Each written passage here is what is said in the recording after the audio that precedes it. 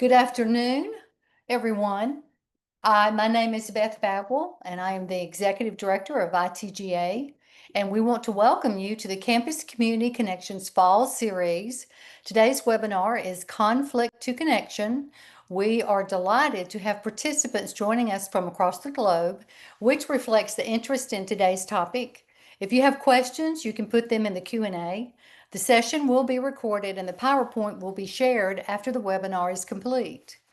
Today, we are joined by experts in the field who will explore the significance of Conflict to Connection, a dynamic program that empowers student leaders with practical skills to handle difficult conversations, build mutual understanding across differences, and enhance relationships within the university and the broader community. Throughout today's discussion, we will delve into many specific examples of best practices. We'll hear how these programs can strengthen town-gown relationships through opportunities for collaboration, knowledge sharing, and community engagement. Our esteemed panelists bring their expertise, and we look forward to hearing about their approaches and how they can empower individuals and contribute to the prosperity of our communities. So without further ado, let's take it away. Carrie? Hi, good afternoon, everyone, and thank you for being with us here today for a Conflict to Connection webinar. As Beth said, it's an opportunity really for us to learn about some different tools and resources that we can utilize to navigate challenging conversations, especially in a climate such as we are in now. So I will briefly introduce our panelists, and then I will throw it over to them to get started. So I'm really grateful to my colleagues from Rutgers for doing this today. So Dr. Amy Mealy is an Associate Dean of Students and Director for Student Affairs Compliance and Title IX at Rutgers University, and also serves as our Title IX Coordinator for students. In these roles, Dr. Mealy oversees the campus's response to all reports of sexual violence, stalking, and relationship violence involving Rutgers students, and regularly serves as a resource to the university community on Title IX related issues. She also oversees our restorative justice initiatives within the Division of Rutgers University, the Division of Student Affairs. Reverend Katrina Jenkins has worked in student affairs as a chaplain for over 20 years. She currently serves as the Assistant Dean for Faith and Spirituality Initiatives at Rutgers University, New Brunswick. And before that, she served as Dean of Religious and Spiritual Life at Rollins College in Winter Park, Florida. Rev is passionate about spiritual retreat direction and building programming that explores the intersection of racial and religious identities. And in addition to her campus work, she has served as a board member for the National Association for College and University Chaplains and the International Association of Chaplains in Higher Education. And last, but certainly not least, we have Dr. Erica Friedman. Dr. Friedman is the director of the Tyler Clementi Center for Diversity Education and Bias Prevention at Rutgers University.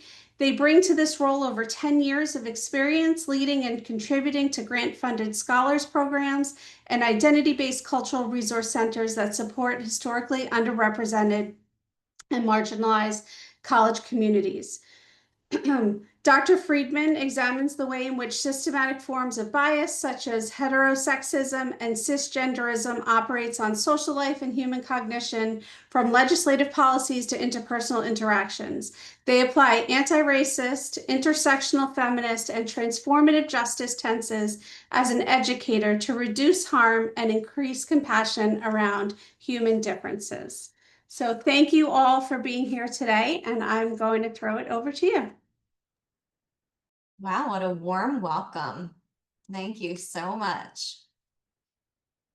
Okay, so I'm going to kick us off here. As Beth and Carrie said, the topic today is conflict to connection. We are going to talk about a program that we put on here at Rutgers for student leaders. But we're also going to infuse throughout resources for all of you to take away and to look at and hopefully incorporate within your home institutions. We do want this to be interactive, so please put any questions you have in the Q&A. We're saving plenty of time at the end to respond to any questions that you might have. And I'll start off by saying that we don't have all of the answers. We don't have it all figured out. I don't know that anyone in higher education does right now, but we are in this together. We'll do our very best to brainstorm with you all. Okay, so you heard a little bit about all of us. One thing that I want to highlight is, as you've heard, we all have a specific title at Rutgers, but various different roles. This is really a collaboration between the three of us. It was really, really cool to have someone from faith and spirituality, someone from anti-bias work. My background is in restorative practices and Title IX. We all came together to put on this program for student leaders, and I think that's really important. Oftentimes it kind of lands on one person when really it should be a community effort. So I will see, let me just pause. Rev, Erica, do you have anything that you want to add as an introduction to yourself or this program? I just want to say thank you for having us here. I mean, I'm excited to be my two colleagues presenting, and I think we have quite a bit to share. I'm always excited to present with these two, and we've also been in community with each other for a little while now, particularly in a program for professional development for our roles. But we'll talk a little bit about that. I know Katrina is going to talk about that in a little bit about what that program was. Awesome. Yes, thank you. Oh, we love a little teaser. Okay, so we had a goal for this program. I'm sure many of you have a same or similar overarching goal, which is to create a less polarized, more resilient, politically pluralistic campus. We want to coexist in the face of our differences. A lot of times you will hear programs that are focused on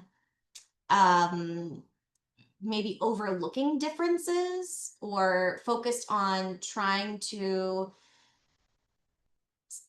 think about and put stake in where you align with people who are different from you. And I think that's great. And there's a place for that. We really tried to lean into walking towards the difference, not covering it up, but acknowledging that everyone has different ideologies and beliefs and values, and we're not necessarily here to change any of that about a person. We're just here to get to know each other more. That was really the focus of the presentation and workshop that we did for student leaders. So we planned a half day for this workshop. With that being said, culture change is not going to happen in half of the day, but it's a good start. So we want to do more than just survive. When we went over our goals with the students, we had that like dumpster fire meme of SpongeBob. That's not what we are aiming for. We don't want to just survive, we want to thrive. We want a healthy, flourishing campus community, addressing conflict without running away from it. We like to say leaning into the heat without getting burned. Creating this culture of interaction. And again, I just mentioned this, but culture change happens in years, not hours. But we hope that students are investing in this vision. That's the only way that culture change can happen, is if the students help bring our goals to fruition. Okay, so I'm going to talk a little bit of the logistics for our program, and then we'll dive deeper into the research and theories and data that we use. So as I mentioned, it was a half-day workshop for students. We advertised it to student leaders to begin with. So this is executive board members of student organizations. And for Rutgers, that included registered student orgs, fraternities and sororities, club sports, anywhere where the students really had a leadership position. We did not focus on resident assistants or other large groups. We really kind of honed it in to start with executive board members in these student orgs. We had a lot of conversation around this, but we incentivized participation as opposed to requiring participation. And if you all are thinking of putting on a similar program, you have to do what's right for your campus. We really talked a lot about, oh, should we require 2 executive board members from each org to attend? But you'll see that we really wanted to dive deep into these topics. We wanted people to disagree. That's kind of the point of the program, is to coach people on how to disagree, leaning into that fire without getting burned. And so we're asking students to be vulnerable. And we thought this is really not something where people should be required to attend. It really should be an opt-in experience. And so the way that we incentivized is we said that if student organizations brought at least 2 members and they stayed for the entire program, they would get a small amount of additional programming funds. And boy, did that work. We capped out. Let me tell you, I thought that we were maybe going to get 20 students. We ended up with 200 students. I think the incentive definitely helped of additional programming funds. And I also think that this was just a topic at the right time. It was the beginning of the semester. We did it on September 5th. So this was, students were back on campus. Classes had just started. But it was a Friday afternoon. And so not a lot of people had classes at that time. They weren't going home, for the weekends yet. So the timing was right. And if you just look at what's happening on college campuses today, I think students are particularly interested in this topic of disagreement and navigating conflict. We had built in a lot of interaction and active participation in a lot of different ways that you're going to see. Rev Katrina is going to talk about this. We had mindfulness moments throughout the day to help people really do a check-in with themselves and make sure that they're actively participating and being able to concentrate, take a deep breath and concentrate. But Rev Katrina is so great that when she noticed that the energy in the room was maybe a little bit low, she said, you know what, let's stand up. For this mindfulness moment, we're going to stand up, we're going to stretch. So highly encourage, interaction, because, people's attention spans are, I don't know what, like 90 seconds or something like that. So it's helpful to have a lot of interaction. Serving food at a program, of course, you all know this, is always beneficial. Want to highlight here to ensure that there are inclusive food options. This is a topic that just in and of itself might have people, or I guess encourage participation from people with different food needs. And so you want to make sure that if you have people who are coming who keep kosher or halal or are gluten-free or vegan, you want to make sure that you have inclusive food options. That's something we are constantly working with at Rutgers. Carrie is kind of leading the way there with Rutgers Dining, which is excellent. There are a lot of pros and cons to a large scale event. A lot. I'm sure you can all imagine why. When we thought that maybe there would be 20, we had this kind of grand plan of breaking people out into smaller rooms. I should say we did this all in person also.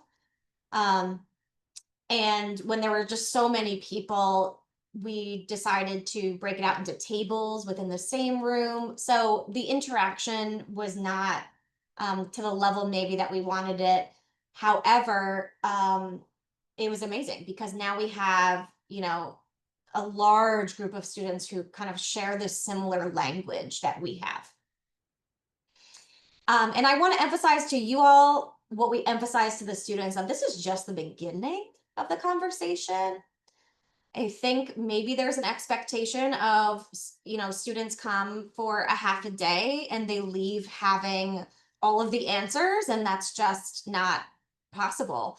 And so we want to start the conversation and then advertise future learning opportunities. You know, Erica mentioned this before, but we were all a part, the three of us were a part of a training and learning experience throughout the summer that Rev Katrina will talk a little bit about later. We are still learning. Even with the great bios, that Carrie read for us, we still have a lot to learn, and the students do too, and we should be doing this hand in hand together. Okay, Rev.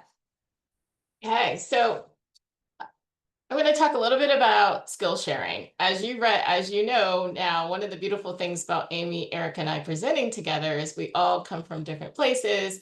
We all have different skill sets, and that really played a role in helping us to be able to put this together. So we came together, we used a combination of different philosophies and techniques because we all bring our own kinds of things, right, to this, and gives us versatility.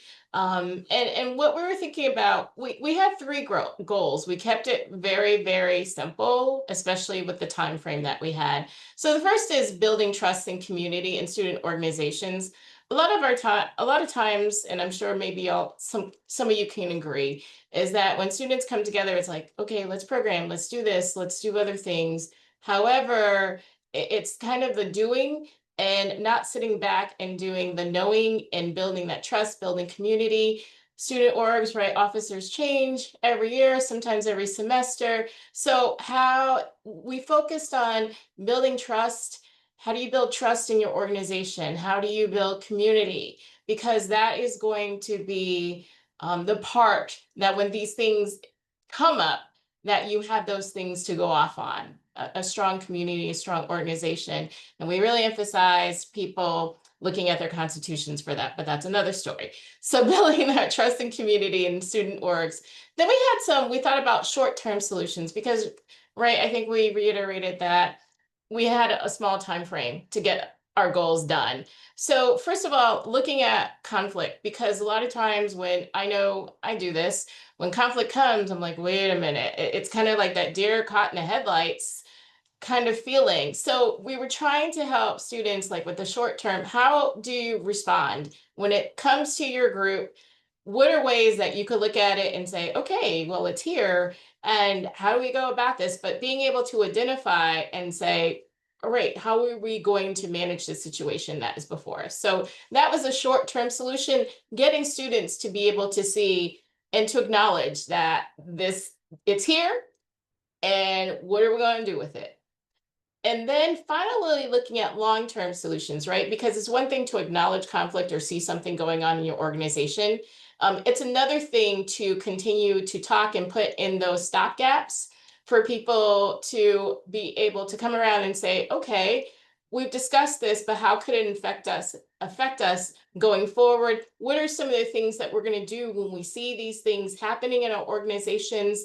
And to be able to build that into the fabric of who they are so that our students not only would do the programming and all the fun things that they will do, but when these items come up, they'll be able to manage and handle it. We can't please everyone, right? That comes with it, but be able to come to some kind of concrete area where people can acknowledge, work through, because these are lifelong skills. In higher education, right? We're all here for that same reason, is to, help our students go out into the world. And so that's how we looked at it. So the building the trust, that's the foundation, acknowledging and responding to, yes, there's an elephant in the room, let's look at it. And then the longer term, in terms of how do we build these things, how do we continue to grow and to acknowledge and to address all these situations.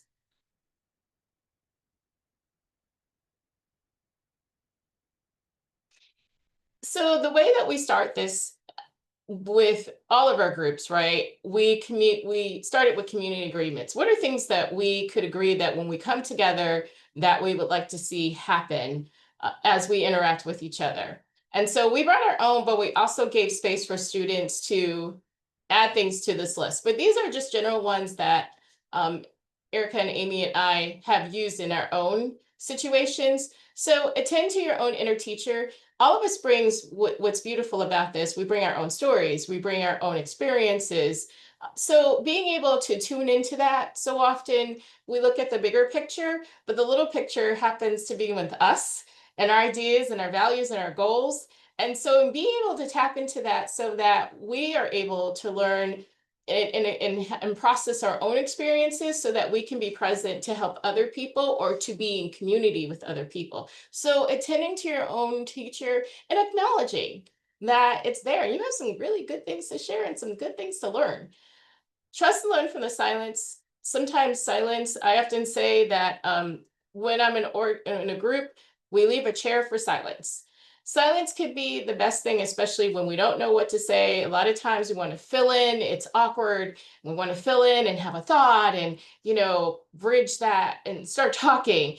But silence is beautiful because it gives us a chance to pause, to think, to listen, to reflect, and to allow people to be who they are in those moments instead of interjecting some of our thoughts in those moments.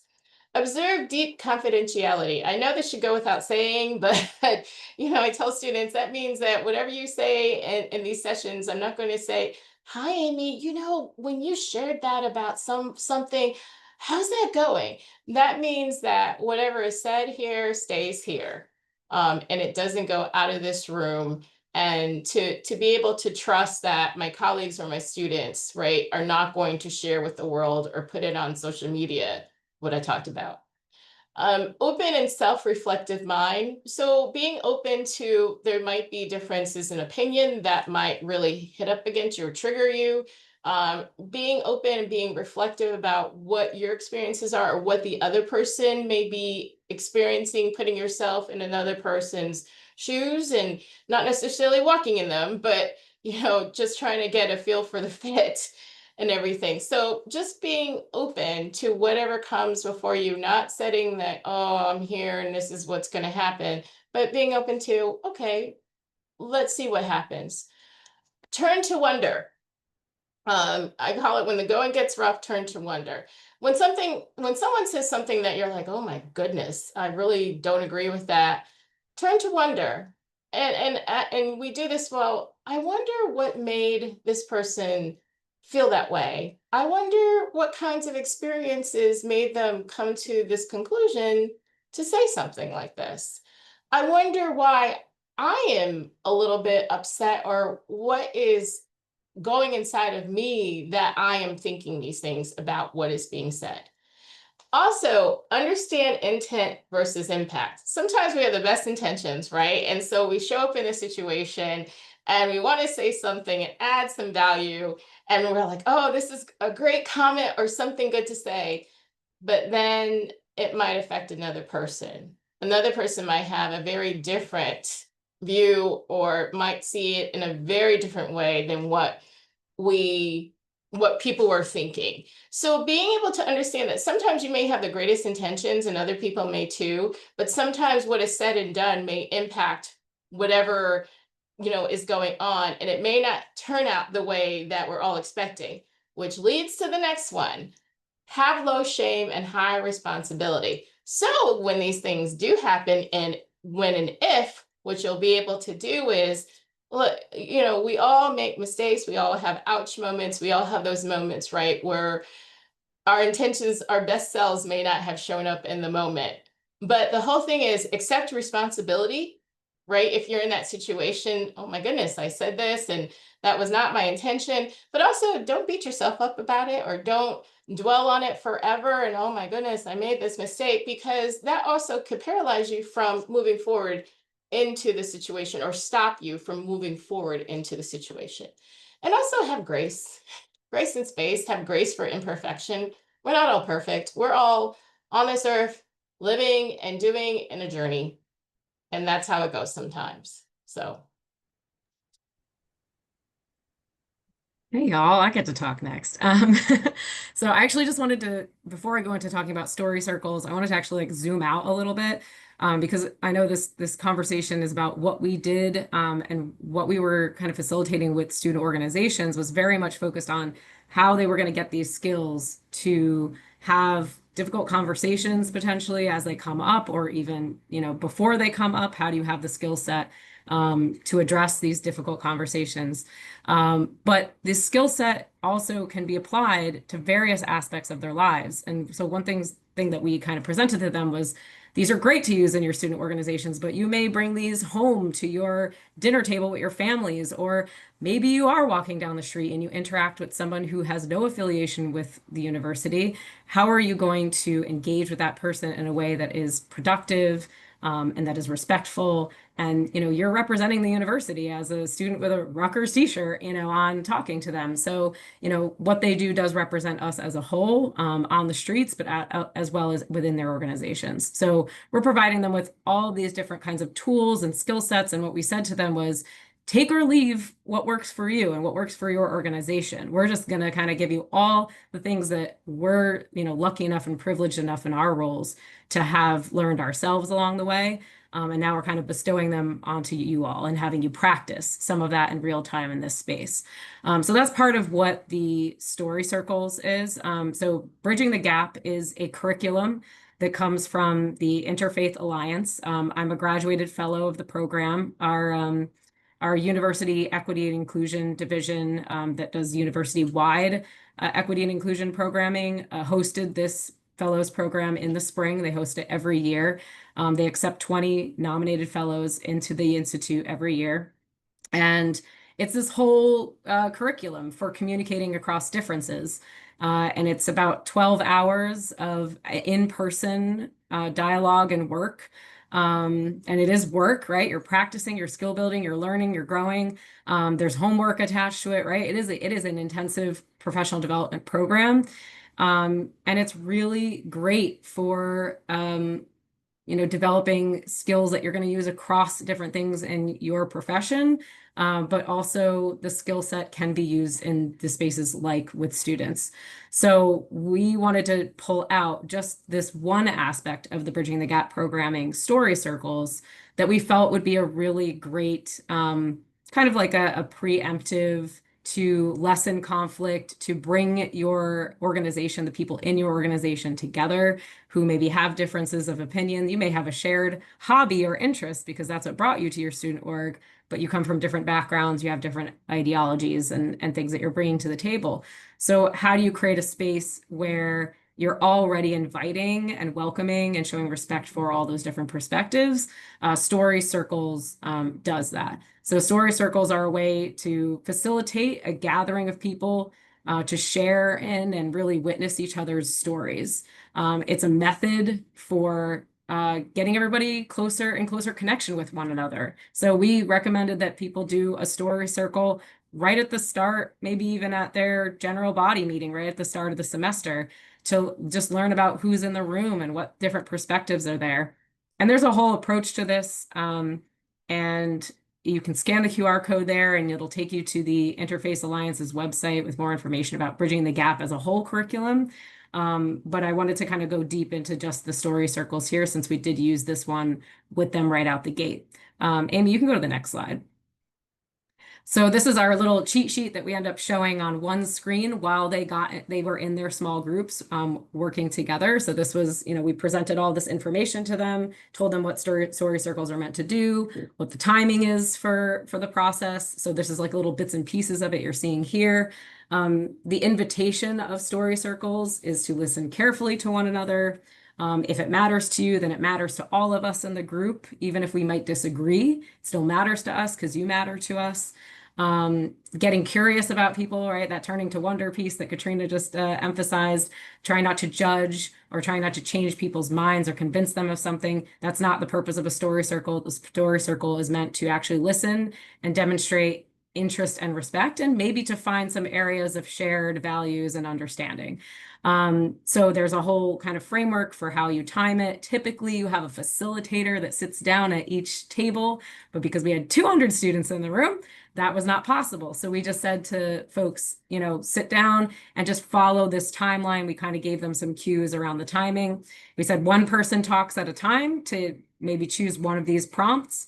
And then you'll have 5 minutes of crosstalk after each person has a chance to share for 2 minutes. And then there's a bit of a closing that they do as well. So we gave them these 3 prompts to choose from. Tell a story about a time when you and someone didn't see eye to eye, but found a way forward. What helped you get there?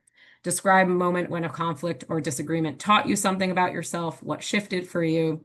And think of someone in your life in which that relationship grew over time. What changed between then and now? What helped you grow together? So like low stakes prompts, right? But demonstrating that, hey, I'm coming from somewhere where maybe I had some disagreements in the past, and this is how I learned and how I grow. And it just helps people see how they move and how they vibe with each other and how they interact. So it's an opportunity to kind of already practice how we're going to listen to each other's stories, learn from each other, maybe find commonalities in how we think and how we move, and just gives them that skill set right off the bat that they could then take to their student orgs. And while they might not have a chance to do like a story circle with a group of people from the community surrounding your university, this is still a skill set in listening, in understanding, and in making space for people who maybe have different perspectives from you. Okay, so I want to talk a little bit about living a restorative lifestyle. So you can scan the QR code and it'll take you to our restorative practices website. What we try to go over with our students is there, of course, are specific restorative justice circles or, like designated restorative practices. But really, we're looking to just live more restoratively in general, like proactively taking accountability for the harms that you've caused. And how many of us can say that we have proactively done that? It's hard. It's a lot easier to say I'm sorry when someone approaches you that you've hurt them. In fact, even that is hard. But to proactively take accountability, can be really difficult. Um, for our students, reframing obstacles and conflicts as opportunities for growth and learning, this is really difficult for them, and for this generation in general, can be very like stuck in the there's something wrong with me. And we are saying there's just an opportunity to grow and to learn. You could read the others, but I think you get the gist of it. And like Erica said, this is not just skills that we want to teach executive board members of student organizations. These are skills or values that that we want to talk about for humans in general. Whether that is interacting with the local community, whether that is when you see a protest on campus, how are you going to respond? Take care of yourself and others. Whether you're at home at the dinner table and conflict arises. So these are kind of like a mindset or ways of being to just help a human in general.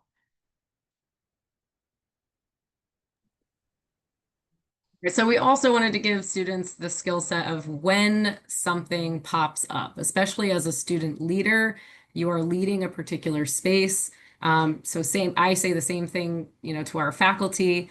If you're leading that space and at the front of the room and an instance of bias occurs, a harmful word towards a particular group is said, something in that space comes up that could potentially harm somebody else. What do you do? What is the actual skill set that we know, in practice works the best that we know that it works at this point?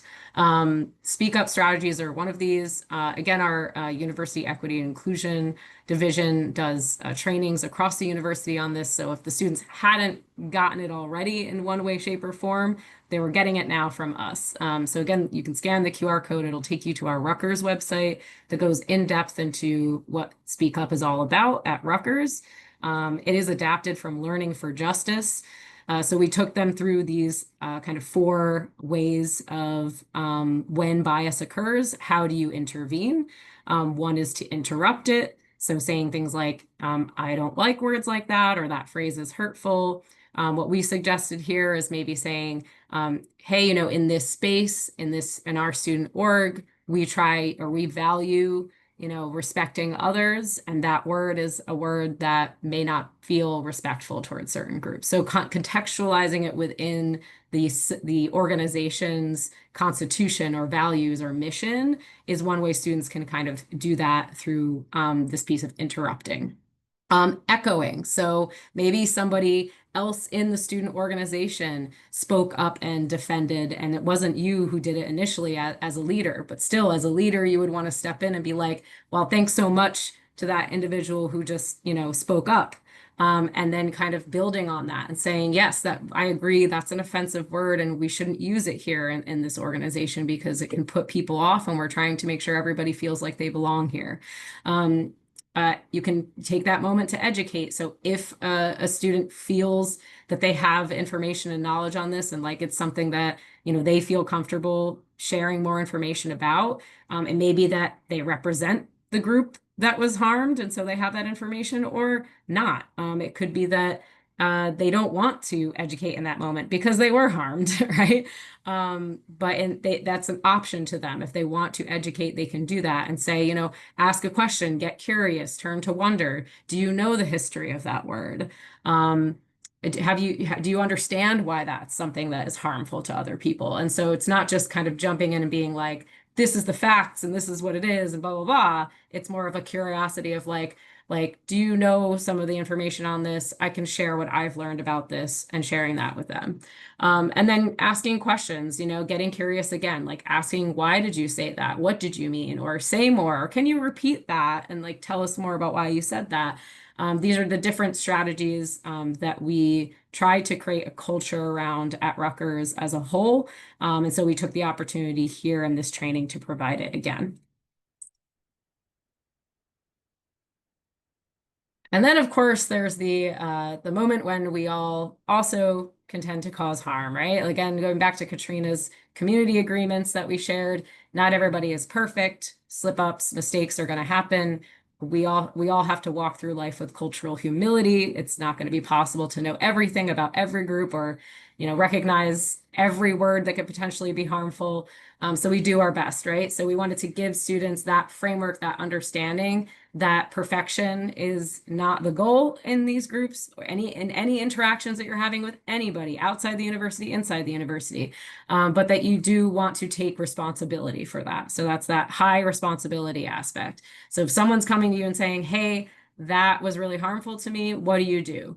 You say thanks, you accept their feedback, you acknowledge that, yep, I did that. Maybe you say like, my intent was not that, like I didn't mean to label you in that way, but I did do that. I see that I did that. So taking responsibility and acknowledging, apologizing, saying I'm really sorry, and then adjusting your behavior from there and not repeating the mistake. And that helps build trust.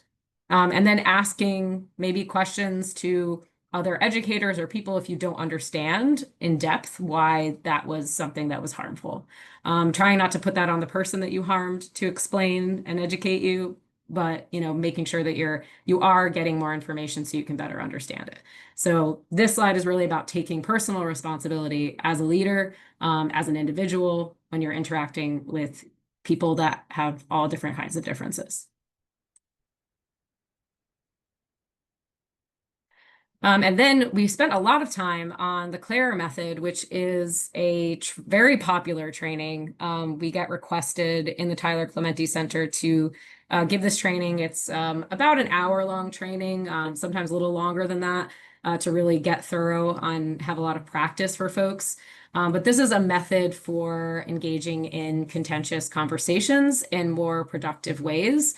It's a way of de-escalating a situation that maybe there was something that was said that's really charged or really triggering to an individual. Okay, well, how do you still engage with that person? So this is really applicable to especially those kind of town-gown relations, right? Like these are ways that you can have more productive conversations where you're building on and your focus is the relationship with that person or that group of people, and not necessarily about changing their mind, right? It's not about who's right. It's not about winning an argument here. It's actually about how do we maintain this relationship and move forward and coexist in our differences and at least build understanding for each other and have shared respect and our humanity for each other, but not necessarily change each other's minds.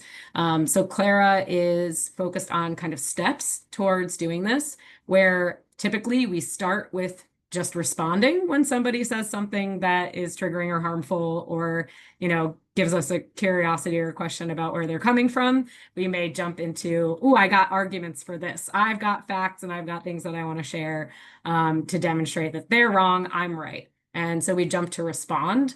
But Clara actually helps us think about what kind of steps are we gonna do to build this relationship before I even get to the point where I'm sharing my perspective. This is very much a method that can be applied in particular situations, but may not be appropriate in other situations. Where there's a power dynamic, it may be more important to just take a step away and think a little more strategically about how and if you want to even take a risk in that conversation at all. But the first step is getting to that place of calm so that you can even get to a space where you can listen and understand what a person may be actually sharing about their perspective. And you're not just listening to then, go, okay, I'm just going to jump now. I listened, I did my part. Now I'm just going to jump into my perspective. You're actually listening to affirm. And not to agree, but to say, hey, I really heard what you said and I connected with what you said. Like I maybe even agree with something that you said, part of it. Might not agree with how you got there or the final conclusion you got to, but I can see your humanity. Maybe I even used to think that way and I get it. I get where you're coming from. So you're finding something within what they're saying that makes sense to you or that you can understand how they got to the conclusion, and you're giving them an affirmation to convey that you've heard and understood them. And then you're getting to respond, and Clara has a whole process for how you're responding, which is that you're not just responding and saying, oh, well, this is a universal fact, I'm right, you're wrong, and shut down, right? Shut down the conversation. You're trying to keep the conversation open. So you're using I statements. You're saying, I was always taught this, or I read articles about this topic that said, or I used to think this way and I changed my mind on it because, or, I've had exposure to this group of people and their experiences, and now I understand that this is what their experience is. And so this is kind of where I've landed on this, right? So a lot of I statements and where I'm coming from, so that then you can get to the point of adding to that conversation, maybe adding some additional information that you've learned, maybe sharing another story, maybe following up and, reflecting on something that they had said earlier and asking a follow-up question so that you can continue the conversation. So this is a whole skill set that we go through in a whole hour. And what we did with this skill set was also integrate some pieces from a whole program that we learned over the summer. And Katrina's going to go into a little bit of that. But final thing that I wanted to say about Clara is that students really need, especially these skills. They don't get these skills on how to find a place of calm, figure out how do you breathe and just get yourself to a place where you can even listen to another person. We practice the listening skill in the session, so it's very interactive and they're getting that kind of real time.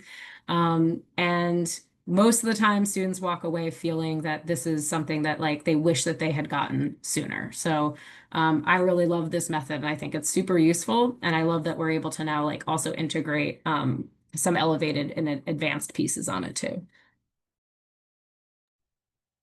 I love how Erica talked about elevated pieces, because I think resetting the table kind of helps us add to our framework of resolving conflict. So if you haven't heard Resetting the Table, it's an organization that helps equip and motivates leaders to enter into places where there's conflict.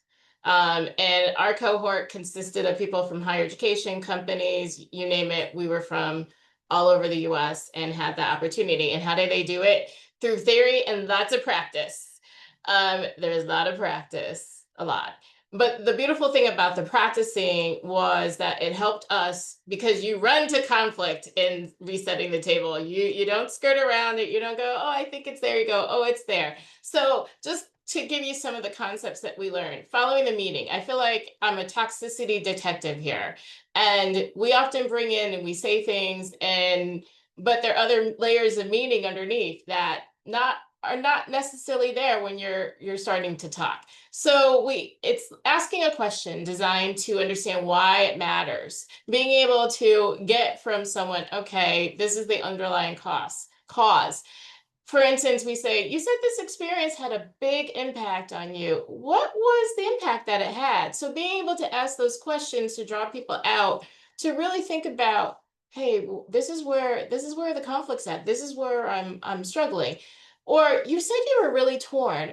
What's pulling you in different directions? Opening up people to really reflect and to be able to open up.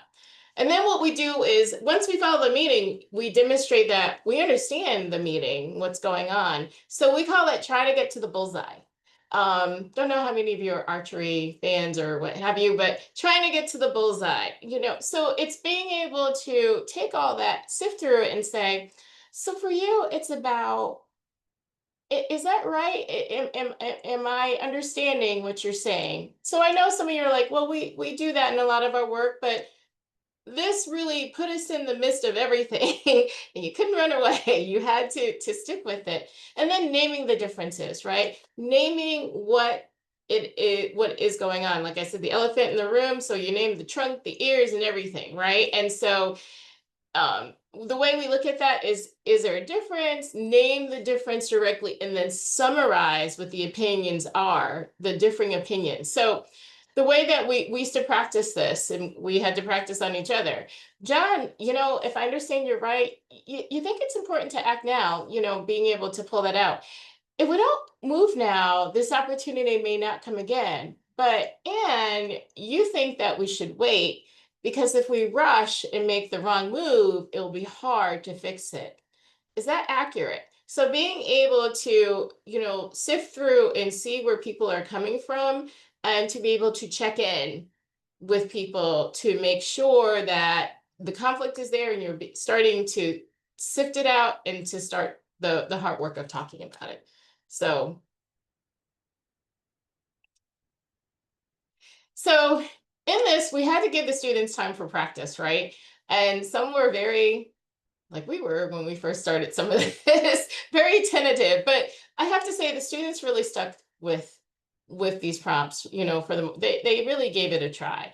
So we asked them to pick one of the prompts below, which Amy, Erica, and I had to do when we were in our training, and discuss with people at the table. We have people at the table, and ideally you really should pick something you disagree on, right? You don't want to be with someone in agreement. So these were the main ones that we chose. The university has a responsibility to maintain institutional neutrality on national and international issues that inspire different viewpoints among the student body. Okay, so that's a statement. Agree, disagree, get that disagreement in there. Second topic, when I support free speech, sometimes you have to shut down speech that is anti-democratic, bigoted, or simply untrue. Who agrees or disagrees on that?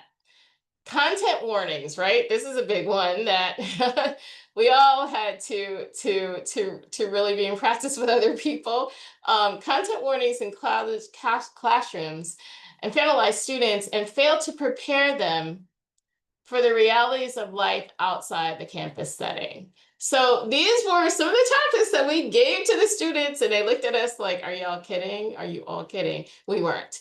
And so we put them into twos or groups to talk about these things. And some of the discussions, I have to say, were very, very telling, very, interesting. So, but we gave them a lot of time for practice. We just didn't want to throw theory.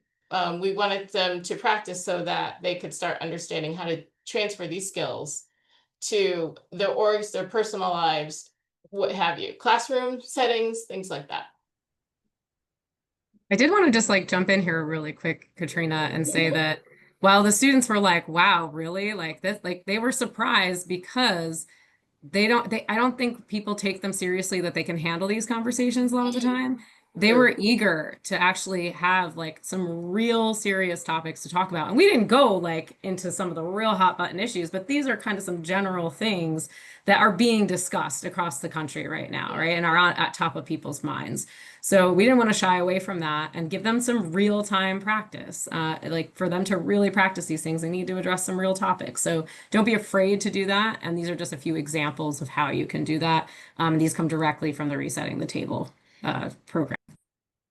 And we gave them time to reflect. Okay, so throughout that, we had mindfulness moments throughout. So what did that mean?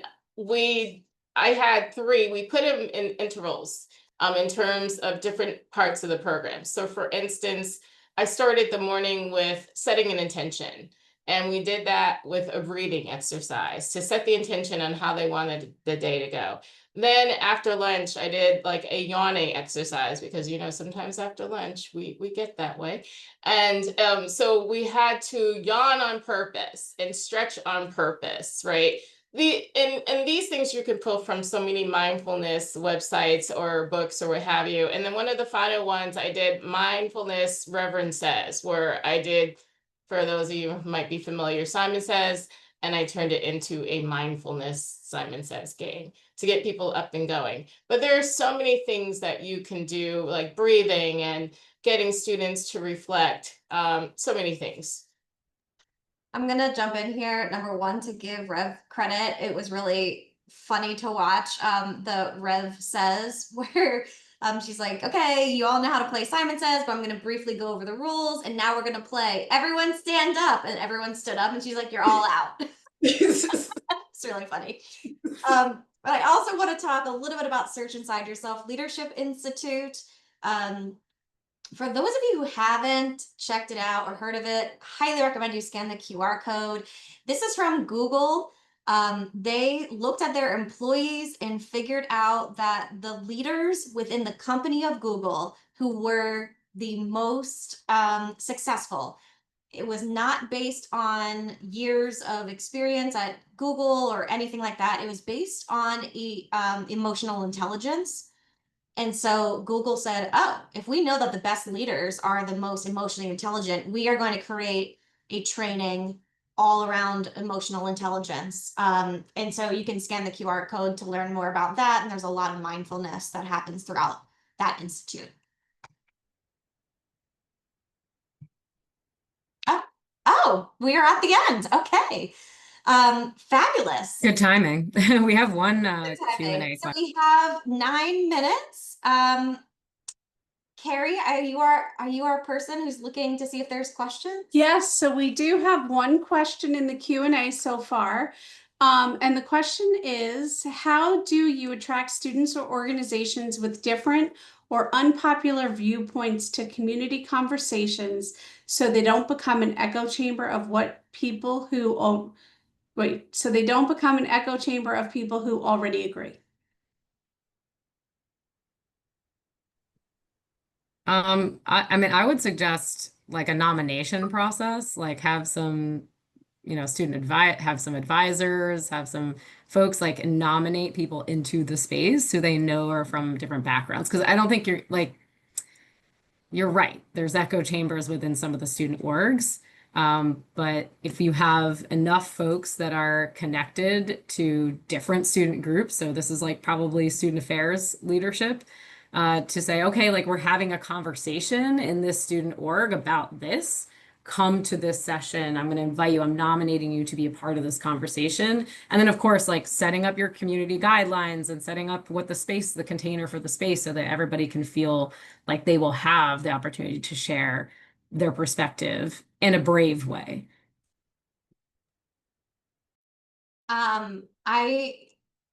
I think it's also, this is gonna maybe sound silly or oversimplified, but how you're naming and just framing the conversation also matters. Um, for example, myself and a colleague went into a space on campus where there were bias incidents that were occurring. And so we said, let's put on like this anti-bias kind of program and presentation. And we had staff show up, but not students. And then I thought, of course, no one's going to come to an anti-bias presentation. I think if you're maybe naming it something like, I don't know, free speech, is it, or all speech really free? I don't know, something. I'm not good at coming up with catchy titles, hence why we didn't have a lot of students show up. But I think framing it in a way that invites people with different viewpoints is important. If you're calling it like, let's all get along program, that's not really going to invite different viewpoints into the space.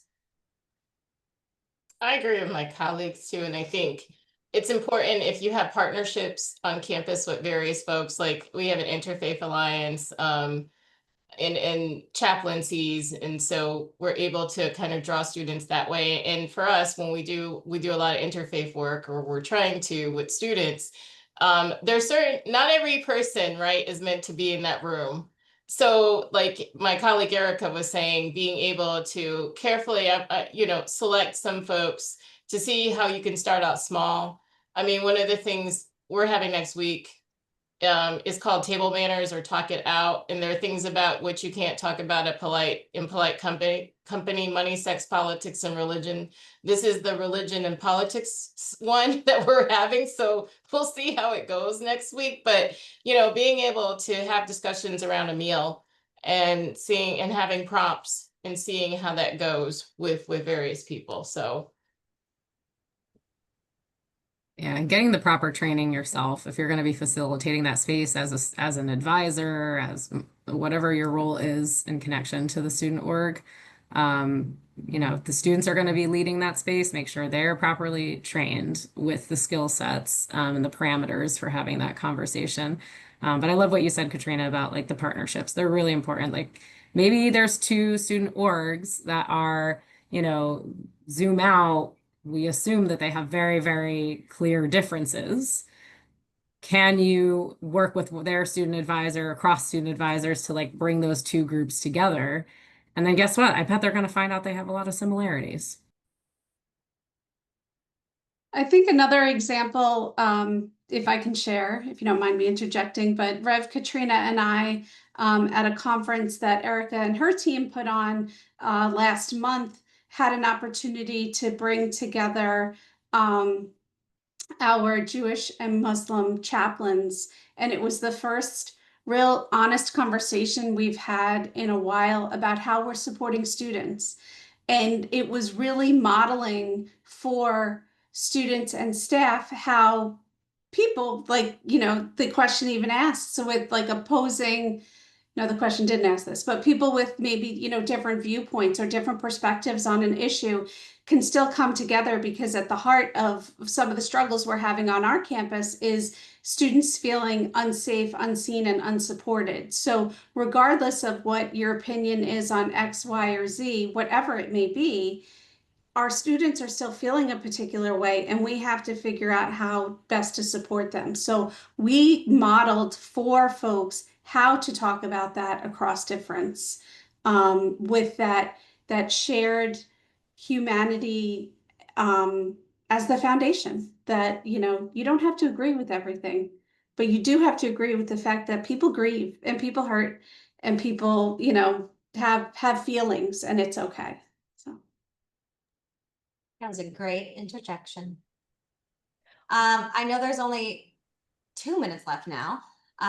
And we said it probably 5 different times, but it's worth saying again that we put QR codes throughout the presentation so that you could learn more. This is a snapshot of skills and information related to this topic. But there's a whole lot more out there that we didn't touch on. And so we put on QR codes on the slides that kind of best fit with the content there. You are going to get a copy of them. Beth is going to email them out to everyone. But if there's also information that we talked about and you don't see it on a QR code, etc., please feel free to reach out. And we're happy to talk about our experiences with going through the various trainings like Search Inside Yourself, Resetting the Table, Bridging the Gap. If you want to connect, we are here to continue the conversation.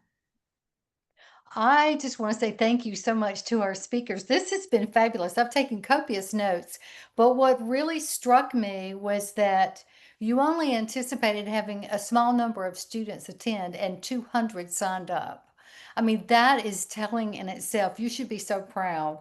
I wish I could see the story circles. That really resonated with me. And of course, the Clara method. But there were just a lot of things. I'm going to have to go back and click on the QR code so that I can delve into this a little bit more. Thank you so much for sharing this. You know, we love our students. We couldn't do our work without the students. So I'm so glad that we had a chance to have this conversation today. And I just really appreciate all the time that you spent today enlightening our world so that we can all figure out how to have these conversations. Thank you all for having us.